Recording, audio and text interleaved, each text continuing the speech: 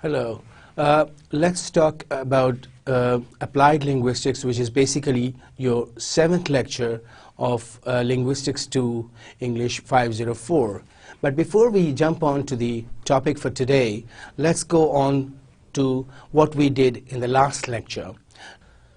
Now, let's move on, and we see, introducing applied linguistics, we see that applied linguistics is a collective term for the various applications of linguistics and phonetic scholarship related practical fields like foreign language teaching, lexicography, translation, speech, pathology and therapy, error analysis. Now we come across some more terms, some more fields where again language is being used, like translation, like speech pathology. Now some people have a speech problem. They can't utter some of the words, or they have their voices or the words uttered by them are not understood clearly by the listeners. So again they take a help of speech therapists. So generally speaking, again the field of linguistics comes into play. Again, error analysis, again a very important branch where the errors made by the second language learners especially, they are analyzed. What are the causes, what are the main errors being made, what are the causes of these errors, and how these errors can be removed, or the deviations or mistakes which are being made by the second language learners, what are the major causes behind that, whether it's the first language interfering or whether there are some other causes, the circumstantial causes, or maybe the environment causes which are responsible for the errors. So there again the field of linguistics comes into play. In the widest sense, applied linguistics basically borders on other disciplines: sociology, anthropology, psychology, biology, stylistics, etc. So you have so many other fields where linguistics, applied linguistics is basically being used. Linguistics is being used, or it's being applied to to analyze the problems in those fields and to analyze the language being used in those fields. Like you have sociology, anthropology, psychology, biology, stylistics. Every field there is a particular kind of language being used there, and to analyze that language, again you need linguistics, again you need the rules of linguistics. Speech therapists, literary critics, translators, communication engineers, language teachers, syllabus formers, educational planners, textbook writers, dictionary makers have found linguistics useful in their work. Now look at the number of fields where linguistics is playing a very important role. Like literary, like you have speech therapists, like I mentioned earlier, that some people, they have a problem in speaking certain words, in uttering some sounds, and some of the sounds sometimes they are not really audible, or they are not really clearly understood by the listeners. So it's here that they take help from the speech therapists. The speech therapists, of course, give them drills. They may give them some special words or letters to utter, and in due time, you know, they practice those words, and they can learn to pronounce those words, and the clarity comes in their pronunciation. This thing is especially useful for people who are involved in the media. With the media, they are their voice matters. Like in the fields like radio or television, that is where their voice matters, and the clarity of voice. Some people they definitely take care of their clarity of voice, and some of the people they have to take help from the speech therapists, who again use the rules of or the laws of the linguistics, and they apply those rules to sort out the problems, the causes behind their problems, and give them solutions. Again, we see sociology, the study of society. Again, you see what kind of language, how the language changes, and what are the causes behind the changes in language in particular classes among the particulars, among some of the classes in society. That is again where the rules of linguistics are used. Then we see that it's used in anthropology, where again you see the behavior of people, and they can really study the society, they can study the human beings, human behavior, if the linguists, they know the language, they know the rules of the language. Again, psychology, related to psycholinguistics, what are the processes of the brain, how the language is used, how the language, the words are synthesized, and how the words are uttered, and what are the brain processes. So again, this psychology again takes the support from linguistics, and you get a field like psycholinguistics. We already discussed that. Biology. Biologists can again study the living beings if they know the language, if they are, if they know the rules of language, and you have special terms in biology, and you have the biological names. So biological names again are derived, and you have a different kind of language being used in biology. Again, the rules of linguistics are being applied there. Stylistics. Stylistics again, when you analyze the literary texts, there is language being used, the words in the literary text, the repetition of words, the techniques of different literary writers, when they adopt certain techniques to create beauty in their literary works, through repetition maybe, or through the use of different words, or maybe through modifying some of the rules, or even moving out of the rules or grammatical rules, how they create that effect or impact in their literary works. All that can be studied using linguistics. You have language teachers using the rules of linguistics, the rules of syntax, the rules of morphology, to teach the second language learners, or to teach language to people. They analyze the problems of the learners and then use those particular rules of language to teach them in an effective way. You have syllabus formers. You have people who design syllabus for different classes. They design, they look at the needs of the learners. They look at, so it's after need-based analysis. They analyze the needs and the requirements of the learners, and according to that, they design the syllabus for different classes and syllabus for different subjects. Again, you have the rules of linguistics, or again, here they see what kind of language would be suitable for a particular class or for a particular subject. You have education planners. Again, when they plan, you have the people who are busy in planning education, who are involved in the educational planning. They again see the linguistics. They again take the language which is to be used at particular levels, or used at school level or college level or university level, at different levels and in different subjects. They also look at the texts, the level of the text according to the level of students. Textbook writers, they use the rules of linguistics again when they analyze they adapt their text to the audience, to the readers of those texts, and a particular class, whoever their target, they look at the level of their target population and use the same language. Dictionary makers, dictionaries, you see the use of language again there, the definitions being used, the definitions being put in the dictionaries for different words. You have levels, again the levels of the receivers, levels of the readers, that is assessed, and according to that the dictionaries are prepared. Coming on to the use to the consumer, that we see that applied linguistics is basically a consumer or user, not a producer of theories. So basically the theories come, and then applied linguistics takes those theories and puts those theories to practical use. So applied linguistics is basically about the practical usage of the theories. It's not a consumer. It's a consumer basically, not a producer. Applied linguistics doesn't give any theories. Applied linguistics just uses the theories. So different linguists, when they want to apply those theories, they look at the situations, they look at the different professions, they look at the context, in what context they have to use that language, and they take support from the theories.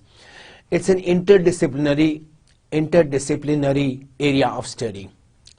Like you have the applied linguistics moving into being used into different disciplines. That is what is meant by the interdisciplinary. So what is interdisciplinary area of study? It basically such an area of study which has moved into different disciplines. Different disciplines of study, they have merged, they move into each other, so it is overlapping. You can have, like for example, you have language and psychology, language and society, study of society, sociology. You have study of language, linguistics. So you have a sociolinguistics. That is the interdisciplinary. So applied linguistics has basically moved into different areas, and there is an overlapping effect, and that is why it's called an interdisciplinary area of study. It uses knowledge of how languages work within different applied settings, what role languages play in different settings, what is the kind of language being used there, how language affects the setting, how language makes how language can be effectively used to make meaning or meanings clear in different settings. So basically it uses knowledge of how different languages, they work, they play their role in different settings practically. So it's you apply the theories, you apply the theoretical knowledge to different settings and see the impact of that, and you make the language effective to be understood, and the knowledge of that very language, you make it clear through the use of linguistics, through the use of rules of linguistics, and you choose the most effective language for different fields. It examines the structure of language, let's look and its role in communication. Now we come on to the practical usage, how language is applied linguistics is playing role in different fields. Now in applied linguistics, when you look at the literary text, you look at the language, and you look at the communication, the role of language in communication, we look at the structure of language. What kind of sentences are more useful in communication in different contexts? What should be the structure of the sentence in different contexts, in different social contexts? Its role, what role a particular language or a specific language plays in case of communicating in different, because language changes with situations. The kind of language you speak at home, you may not be speaking at the in your work in the work environment. The kind of language you speak at one place in the market, you may not use it in another place, like for example in the meeting. So language, or the language is a medium of communication. You communicate using language, but you have different varieties of language being used. So it examines, in applied linguistics, we examine the structure of language, what is the formation of a certain variety of language, and what is the role it's playing in different social situations. It explores how children acquire language. Now again, when we look at the children, a small child, how the child acquires language, is there any particular kind of vocabulary already with the child, or what social situation is the child living in, and what is the environment where the child is exposed to certain language, and how the child starts learning. Is it through drilling, and or it's through exposure, or it's through some other means? So how a child is acquiring the language after it moves, the child moves outside the environment of the parents, when the child moves to school, or when the child moves to college, or maybe the society, how that child, when becomes adult, in the process of becoming an adult, how the child is learning language. Again, you look at the linguistics. Applied linguistics explores those looks at those techniques, looks at those processes, mental processes going on in a person during the process of learning a language. It studies how second language learners develop skills. When the second language learners are learning new language, how they are acquiring that language, how they are learning the words, how is it possible to teach, how is it possible for them to master some of the words or structures of a new language. So in applied linguistics, you also study that what are the different techniques, what are the different circumstances, what are the different situation where you are a first language speaker is acquiring the second language. The study also investigates how the social and cultural environment interacts with the language. So what is the relationship of the language with the social environment and cultural environment? Impact of language on society, very clear that in one society you may have different languages, different varieties of languages, and through this, the usage through applied linguistics, you study how the language changes with different classes of society, with social classes, as we also talked about it in the last lecture, that language changes when you move from one social class to the other social class. So it investigates, applied linguistics basically investigates how the social environment interacts with the language. What is their mutual impact? What is the impact of the language on society, and what is the impact of society on language? When you move from one class to the other class, what is the impact on the language? How the language changes, and what is the impact of the language on the social class? That once people from one class, they move into another class, they hear that language, they hear new words, how they start learning those words, and gradually you see a different variety changing. You're changing from when you move across the borders, you see one language gradually changing to other language. So what is the mutual impact or mutual effect of the language and society?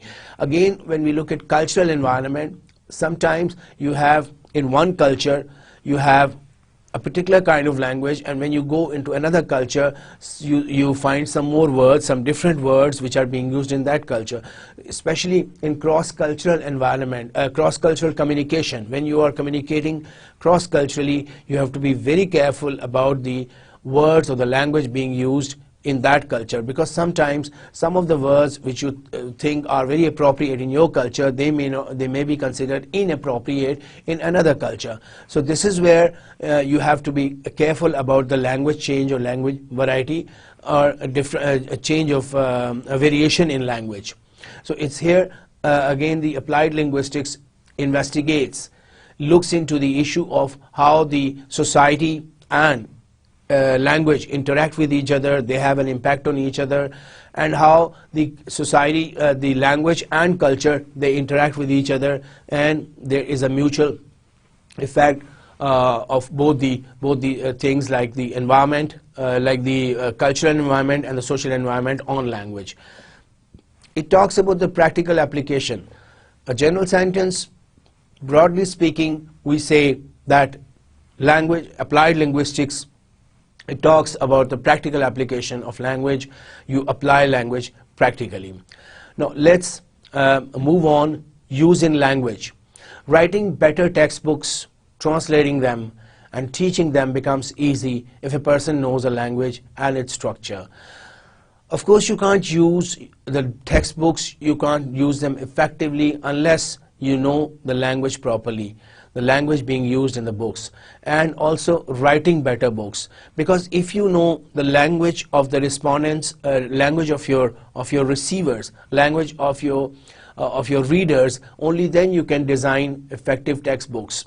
Because using the words is also an art, and when you are using inappropriate words, your textbooks may not get the same response. So better textbooks can come out if people writing those books, they know the language effectively, they know the rules of language, and they can also translate. If the foreign texts are translated in the into local language, you must know the words, the impact of words, the connotations and denotations of the words, the meanings, the shades of meanings, and that's where when you translate them, you can create the right impact, because here your books will be taken by a different class, your books will be taken by a different level of students.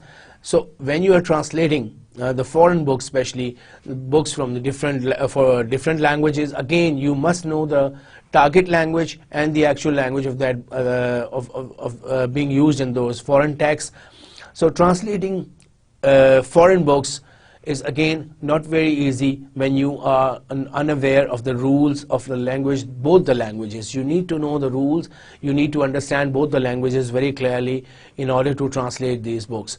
And teaching them again, using it practically. Now we come on to the practical aspect. When you are using those textbooks, if you don't know the language, you may not be able to effectively communicate to the students, you may not be able to translate them effectively, you may not be able to interpret those texts, you may not be able to interpret the meaning clearly and convey the meaning, because when the detailed discussion, in case of detailed discussions, again there will be hindrance, there will be a barrier, and that the language barrier is definitely would be a problem when you are teaching a book without knowing the language. A language learner can learn a language more easily if he knows the system and sounds than through haphazard hit or miss manner. A language learner can learn language more easily if he knows the system. So before you teach a language, you need to give at least the basic language, the rules of the language. So that is why when we are teaching English especially, we start from the very basic rules, we start from the parts of speech, or even before that we sometimes to the ESL learners or EFL learners, we tell them the sounds first. We tell them the phonetics first, how certain English sounds are pronounced, or whatever language we are teaching, we first tell them the sounds, how to pronounce those sounds. Then we move on to the words, and then we move on to the very basic rules or the parts of speech being used in that very language. We gradually move. So if they know the rule, if they know a certain rule that these are the spellings, or this is how a word is to be pronounced, or how a word is to be spoken, and this is how that's how some of the words, some of the letters are to be kept, are silent letters, and you don't have to pronounce them. That is how they will move on. You can't just start without telling them the basic rules or the basic sounds of a language. You can't just move on to the analyzing of text, or give them difficult exercises. You can't give them text to analyze unless they know the rules of the language. So it becomes easy for a student when if he knows or she knows the basic rules. It becomes easy for the students to move ahead and to learn the language in the advanced form. A language learner can learn a language more easily if he knows system and sounds through the haphazard. No, this is hit and miss manner means basically you have students who are just trying at random. They are trying to fit in the words, they are trying to, no, this can happen at very early stage when the children, they are trying to fit in some sounds and then they hear. This can be useful at very early level, at the child level, when a child is gradually trying to learn some of the sounds of the words, but not in case of school-going children where you are teaching them the language. There you can't give them hit and trial method or hit and miss manner. You have to give them proper rules first. You have to teach them the sounds, and then they can move on. No. A foreign language learner can acquire accurate pronunciation with the help of phonetics. So you give them phonetics and phonology. A foreign language learner can acquire correct pronunciation. That is, first you have to give the learner sounds, proper sounds, phonetics. You have to teach the sounds. You have to expose the learner to listening. You have to make the learner listen to the right sounds, and then move on to acquire the pronunciation. So you can't expect correct pronunciation unless you move to the basic level of sounds. First the sounds, then you go on to pronunciation. Researchers can conduct research on language if they are aware of the rules of the language and the variations in language while moving across the disciplines and geographical regions. So researchers, they can conduct research on language if they are aware of the rules of language. They can study the language. Researchers can study language if they know the rules, why certain changes have occurred when they are studying a language. For example, when they are studying a discourse, when they are trying to analyze a discourse. Now, if they know the rules of language, they would know what a certain what some literary writer or the poet or the prose writer, why the poet is using some word again and again. For what purpose? Why the word is being repeated? That is to create maybe the rhythm or the musical quality in that poetry. So why the literary writer is using certain device again and again, a certain writing device. Sometimes you see some writers, they are known for their style. It's because they have mastered the use of certain words, or they mastered the use of certain techniques, repetition techniques, or even violating the rules of grammar sometimes to create effect in their text. So if you know the rules of language, if you know that some words, they are used like they can be used in a certain manner, or some sounds can be used in certain manner, then you are effective. You can effectively analyze the text, and that is where your research becomes easy, because you are basically looking at the use, and you're looking at the correct usage of words, or the appropriate usage of words according to the situations. So researchers, for the researchers, research becomes easy if they know the rules of language. They first have to know the rules of certain language in order to analyze the text or analyze any literary work. Now, using psychology and neurosurgery, a very important area, a comparatively new area used in the neurosurgery. Psychologists and neurosurgeons interested in brains and principles of learning. Now, a child's attempt to learn a language, if we look at the next point, child's attempt to learn a language, his ability to categorize, his loss of control over his linguistic skill, reading, writing, speaking, and listening, with understanding, his conceptual capabilities and failures, all help the specialist. Now, whatever comes in the process of learning for a child, when a child is learning language, his ability to categorize the sounds, categorize the words, sometimes his loss of control over his linguistic skill, like reading, writing, speaking, and listening. A child may be weak in some of the areas, may be strong in some of the areas. So whatever the child is doing, whatever attempts the child is making, whatever processes processes can be seen in that activity of learning, they help the specialists in analyzing the process of learning of a child. So psychologists and neurosurgeons interested in brains and principles of learning, sometimes you find patients who have a problem in speaking. Sometimes they need speech therapy. You have patients who have speaking problems. So what they do, they go and get the help of the neurosurgeons. So people who are good at, who have a problem, people who have a problem in speaking, or people who have problems in uttering some of the sounds, or maybe uttering some words, and this thing is affecting their communication, they go to take help from psychology and neuro. So applied linguistics is also very effectively applied in psychology and neurosurgery. We'll look at neurosurgery later and talk about it in detail. Now, use in communication media. Engineers who know properties of speech design better telephones that operate when you dictate rather than dial a number. Now, looking at the new technologies nowadays, the laptop technology, you have the mobile technology, where you don't even need to touch. You don't even need to use your hands. You just speak a word and you get the result. The computer, the types the words which you speak. Now, this is again the use of linguistics.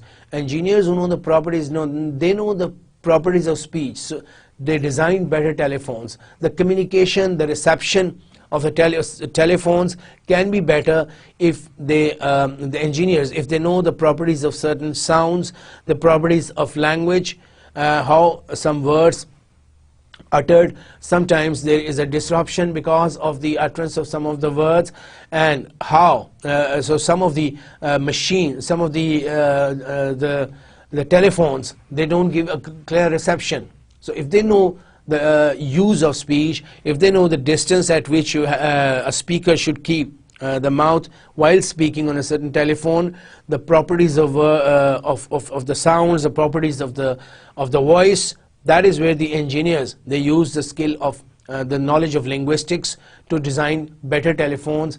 So better reception or better speech can be achieved through the use of linguistics, and engineers can benefit from this knowledge, this branch of knowledge, in order to design better equipment, better telephones, better communication devices. You see, when you even get some telephones where you don't even need to dial. You just speak the number and the telephone picks up your voice and dials a number. Dictation typewriter instead of touch typewriter. Again, you have dictation typewriter. You just speak and the typewriter types a word instead of a touch typewriter. You don't even need to use your hands to type words. You just have to speak and the typewriter picks up your sounds, your voice and the words and types those words. Translation work by machines instead of humans. Sometimes translation work is even done by machines.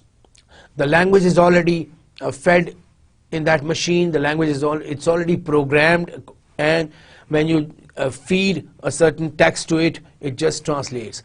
A very common example is your translator in your computer. You just give a certain text and give instructions to the computer what kind of language, or instructions of what language is, what is the target language, in which language you want it to be translated, and you get a translated version of the text you feed. Use in media, better radios and televisions. You can get better radios and television if you by the use of linguistics, by the impact of sounds, by the impact of better speech techniques. So because it's the engineers, when they know the properties of sounds, how some sounds they can create disruption, how can some sounds they would be heard properly, that is where they can design those better radios and television and effectively help in a better communication. People associated with media can take help from speech therapists if they need. Now sometimes your voice is not clearly understood by your receivers. Many people have different voices. You have husky voice, you have a ringing voice, you have a grey voice. So you have different kinds of voices, and sometimes your voice is not clearly understood by your receivers. In case of, especially you have when you are using the microphone, or when you are speaking, when you are involved with some media, when you're where your voice matters the most, there you sometimes have to take help from the speech therapist. So you go to speech therapists, they would use certain words, they would use sounds in repetition, and that is where they can help you, guide you to improve your voice quality. So voice quality, of course, is different with different people. Sometimes it is not understood, your voice is not clearly heard or clearly audible or clearly understood by the receivers. That is where you can get help from the speech therapists, who in turn take help from the applied linguistics.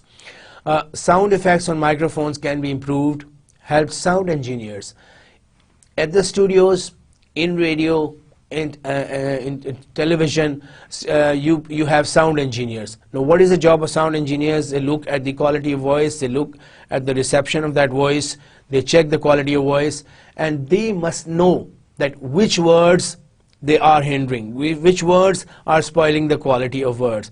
So there they give instructions to people to maybe move a little back from the microphone, and they teach the use of microphone in a proper way, because they know that their speaker uses certain words more frequently, or and these words are basically hindering. So that is where they can teach the speaker to use the microphone in a proper way, to create a proper distance, to have a proper distance between the mouth and the microphone. So all this is possible if the sound engineers, they know the quality of sounds, they know the words, they know the quality of the words, that which words are effective and effectively heard, and which words they can cause disruption, they can cause problems when they are uttered in a certain way.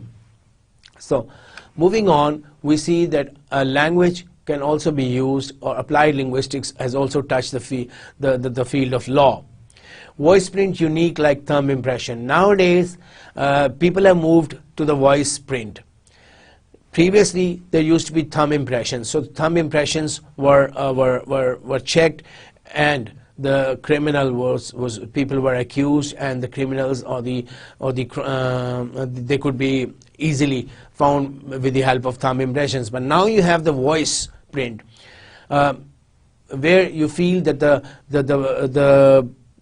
criminal or the person who's trying to enter a certain place might have to speak some words in order to open a door, or in order to open a lock. So there, when you install the voice print or voice print machines or devices, the voice gets recorded there, and from the voice recording you can judge, or you can later on accuse people, apprehend criminals by the help of tapes. Their voice gets recorded. So with the help of recorded conversations, you can catch you can find the criminals. You can find the people who are the lawbreakers. So the technique has really helped the law people. It has really, the voice print technique, they have moved from the is a new version or new technique after the thumb impression. Use in philosophy. Philosophers can take fresh look at controversies. The use of linguistics in the philosophy. Whatever controversies, the long controversies which have been there for years and years, the philosophers can now apply, look at the language being used in different kinds of situations, and they can look at what is the role of language in the different controversies, different philosophical problems. What language, is there any cause, is there any linguistic cause that is caused that controversy? Philosophers, by their acquaintance with the linguist, can try to resolve some old controversies, like rationalist's point of view and empiricist's point of view about the nature of learning, a very, very familiar controversy, like what the rationalists say about language learning, how language is acquired, is it through repetition, is it through drills, or the empiricist's point of view, how language is learned, what are the different ways to learn, and how a child is acquiring language, or how a second language learner is acquiring language. So this has been a long controversy for a long time, controversy between rationalists and empiricists. So now they can use acquaintance, they can use the linguists, they can take help from the linguists, that what is basically the reason why there is a controversy, or why there are what could be the causes behind a certain way to learn languages, to learn a certain language. So philosophers, by their acquaintance, here philosophy is taking help from the linguistics. They can also study structure of meaning and validity of forming linguistic universals. So when you have particular rules, linguistic rules, the philosophers can study the structure of meaning, how some meanings they are derived from certain words or sentences, and how much they are valid, how valid you can hold them in order to form the linguistic universals, in order to form the universal rules, in order to apply them in different situations. So what are those basically rules, or what is the rule for deriving meanings out of certain words or sentences? Now let's look at the use of linguistics in sociology. Sociologists can look at the interaction of social groups, role of languages and dialects in group dynamics, problems created by bilingualism and polylingualism. So what is the society? Sociologists are studying the society. They can, with the interaction with the social groups, when they move into the move around in the society, with interaction with the social groups, they can study the role of languages, how the languages are, how a certain language is changing, how it's getting new words, how it's changing the shape in grammar, in pronunciation, how the changes are there when they move from one class society to the other class society, how they can get new dialects, how the dialects are coming into picture in group dynamics, and how the problems they are being created by the bilinguals or polylingualism, in the situations of bilingualism or polylingualism, when you have two languages, people speaking two languages or two different languages in one section of society, or more than two languages being spoken in one class of society, how the problems occur, how communication becomes difficult, how barriers occur in communication, what problems people face because of what barriers people face because of different languages, or two different languages or more than two languages. So sociology, and these problems of course they affect people in their social life, in their everyday life, because in comprehension, when things are not comprehended properly, you can't expect to get the desired response. So sociologists, taking help from linguistics, in interaction with the social groups, they learn how the language can be effectively used, what are the problems because of language that are there in different classes of society. Anthropologists can study a community better. Now, when the anthropologists are studying the human behavior, the community in a better way, studying community or behavior of a community, now if they know the language rules, or the language being used there in that society, only then they can effectively study the behavior. They would know why you can find different behaviors in that society, or different behaviors of people living in that society. If it may be because of a different language, it may be because they want to effectively communicate using a different language, so that is how they are changing behavior sometimes. So anthropologists also, they can study the community better if they know the language rules being used there. Now, use in mathematics. Look at the next point, use in mathematics. Now, mathematicians interested in formal properties of natural languages and how meaning is mapped into sound. Sometimes you have now you have new techniques where the meaning is mapped into sounds. The mathematicians, they interested in formal. They're looking at the natural properties of formal properties of natural languages. Sometimes these languages, they design the mathematical language. There is a proper language, and using that language, there is a sequence in solving mathematical problems. It's because of a language you apply, like you have a C language in computer.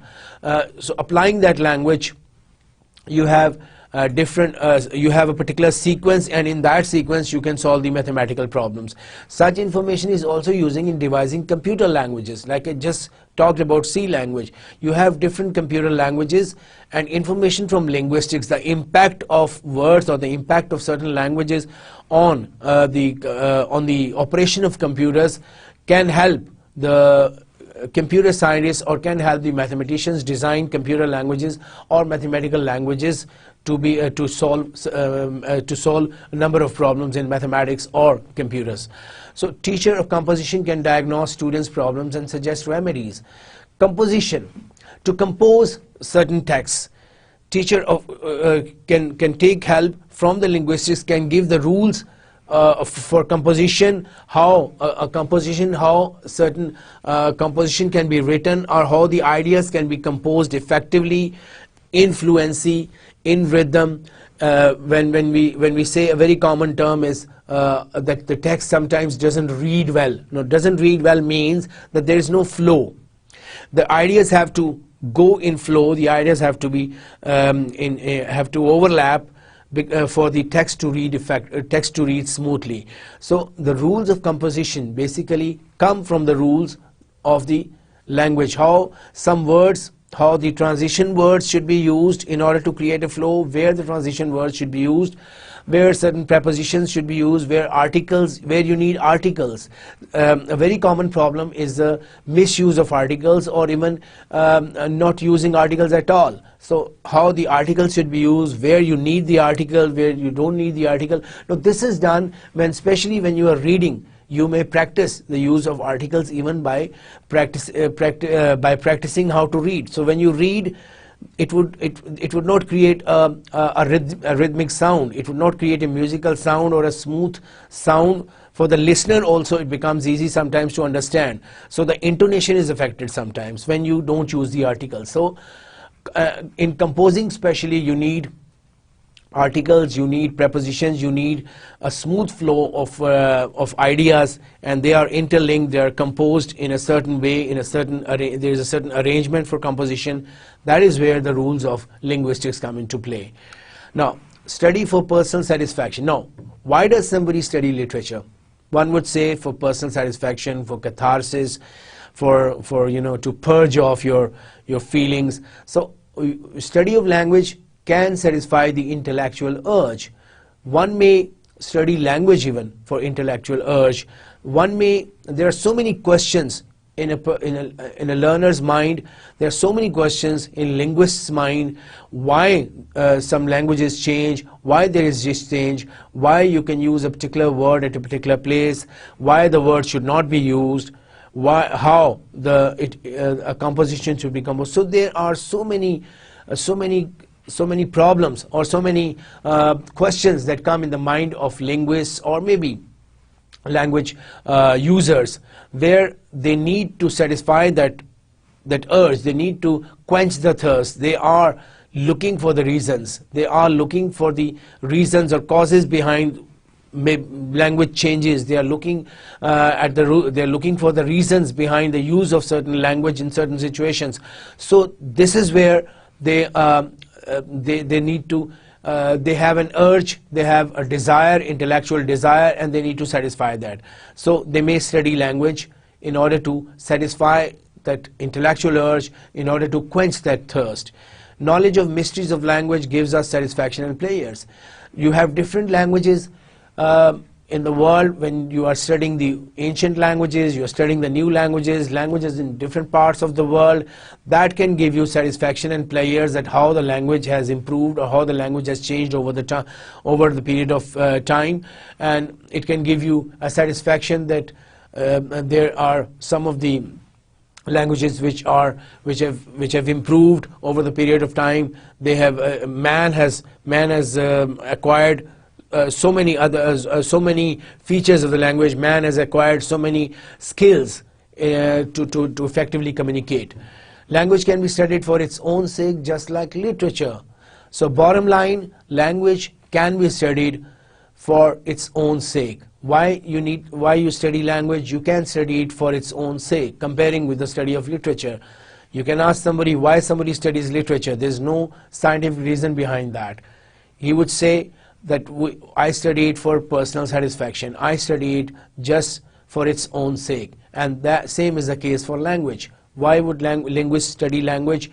Just for its own sake. Now, coming on to the concluding part of this lecture, study of linguistics quenches linguistic thirst. I've put it at the end that overall I would say that study of linguistics basically quenches your thirst. What thirst? Thirst to know the secrets of change of languages, secrets behind the evolution of languages over period of time, secret behind the use of language in different situations, secret behind the formation of language. All these secrets, they create a thirst in a person, and that thirst can be quenched if the language is studied and used in practical situations. Language gives knowledge of the properties and mysteries of knowledge. if you study language or the applied linguistics, you apply the language in different situations. It can give you knowledge of the properties of language, what features a language has, what are the different rules of languages, and what is the mystery behind the change of language, why language is changed, how it changes, why it changes moving from one social class to another social class, why it changes moving from one profession to another profession, why it changes moving from one culture to another culture. So these are the mysteries basically, and if you study language and apply language into different situations, you can quench the thirst, or you can even learn the secrets of language. Illuminates ancient and prehistoric culture. If you study linguistics and you apply it, you can come to know about the ancient languages, the prehistoric culture, the kind of language being spoken in the ancient times. That can give us an index. That is basically an index of the kinds of cultures in the ancient times, kinds of the culture people had, because those words were index of the things. They had different words for different things. They had different words for different occasions. So in different occasions, they used different kinds of language, and that can give us a picture of the ancient cultures, a picture of the old cultures, or different cultures across the globe. Helps in improving and reforming spellings, vocabulary, pronunciation, usage, and interpretation. Language, when used practically, when applied practically, can help you to improve and reform spellings, because when you study language, you study sounds. That sounds, phonetic symbols, you learn the phonetic symbols. So the sounds of the different letters can help you to reform your spellings, to improve your spellings. This is in context with the language learners at any level, or especially at the basic level, or when language learners are learning a second language. If the sounds are taught to them, we start with the sounds, they can improve their pronunciation, they can learn new pronunciations, they can practice the pronunciation and improve their spellings. They can even improve the vocabulary, the sounds. Language use can, when you expose your learners to more text, to different levels of text, that can improve their vocabulary. Pronunciation, again related with sounds. When you give them the sounds, when you teach sounds to students, can improve. When you expose them to listening, practice listening drills, they can improve their pronunciation. The usage of language in different situations. You give them situations and tell them to speak, tell them to use language in those situations, and they would learn the usage of different verbs, they would learn usage of different nouns, prepositions, adverbs, adjectives at different places, and this is they are learning, they are improving the usage. Interpretation, if you teach them how to the language rules, they can interpret the words, they can interpret the meanings of the words, especially in the field of semantics. In semantics, they bring out different meanings. They know the words. By giving them vocabulary, you can teach them how certain words can be used in different situations, in different contexts. Some of the words can be, they may have negative connotations or the negative meanings, or the same word can be used in two different professions with different meanings. So interpretation can also be taught to students through the use of language. Someday, a very wishful thinking that someday advances in linguistics may help in creation of some new international language. Every day we hear that language is changing, language is improving. There's a lot of research going on in language. Some languages are dying, some languages have changed, some words have gone out of fashion. So every day when there's a research going on in linguistics, that may someday create some new international language. We may have one language being spoken by the whole world, by people living in the whole world. That would of course would be a big advancement in the field of communication. People would understand each other very easily, and there would be only one language spoken throughout the globe. So advances may help in developing new kinds of talking machines. Again, another talking about another advancement, you may expect to find some talking machines. We already have some talking machines, like you have robots, you have computers which are talking according to the programming. You program the computer, you program the robot, and you can hear the words, you can hear even the responses.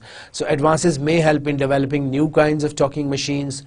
We may have some more new kinds of talking machines. We have now pronunciation, we have mobile phones which are giving us the pronunciation practice, which are giving us the sounds, which are giving us the meanings of different words, which are giving us the if you feed a word to the mobile, and it gives you what class of language, class of words, what part of speech it is, what is the adjective of it, what is the adverb, what is the noun, what is the verb, and then you hear the pronunciation, you hear the sounds, the voice properly recorded in the mobile phone, and you can practice your pronunciation. So you have talking machines in that shape. So applied linguistics has really spread throughout the fields of language, fields of knowledge.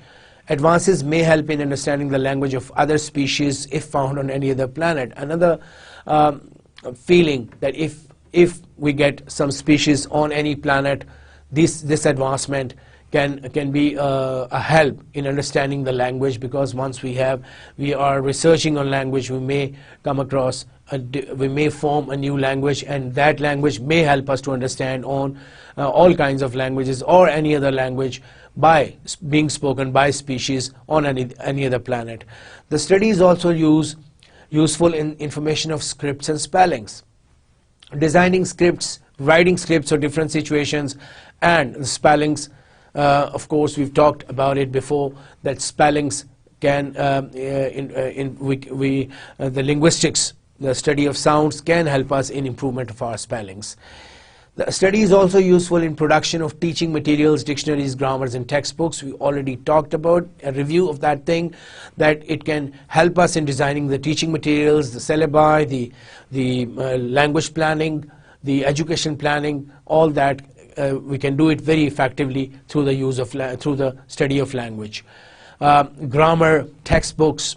Applied linguistics has extended its boundaries so much that it has entered the domains of several fields of knowledge and provided remedial measures to improve several problems. So, summing up, we see that applied linguistics has not touched only one or two fields, but it has extended its boundaries so much that it has now touched so many different fields of knowledge, and the problems, it's given remedial measures, it's giving solutions to problems in several different fields. So that was what we had for this lecture, that we discussed applied linguistics, the use of linguistics in practical fields, the application of linguistics to different fields for advancement, for learning new languages, for the solution of problems in different fields, and especially we discussed a very important field, which was the neurosurgery or the speech therapy. Applied linguistics has played a major role in that. And also the designing of syllabi. We discussed the designing of textbooks, writing scripts, and the media studies. So this was all where we saw that the linguistics is playing a very prominent role. In the next lecture, we'll talk about a new branch of linguistics, and we'll see the role being played by linguistics. Till then, it's Khuda Hafiz.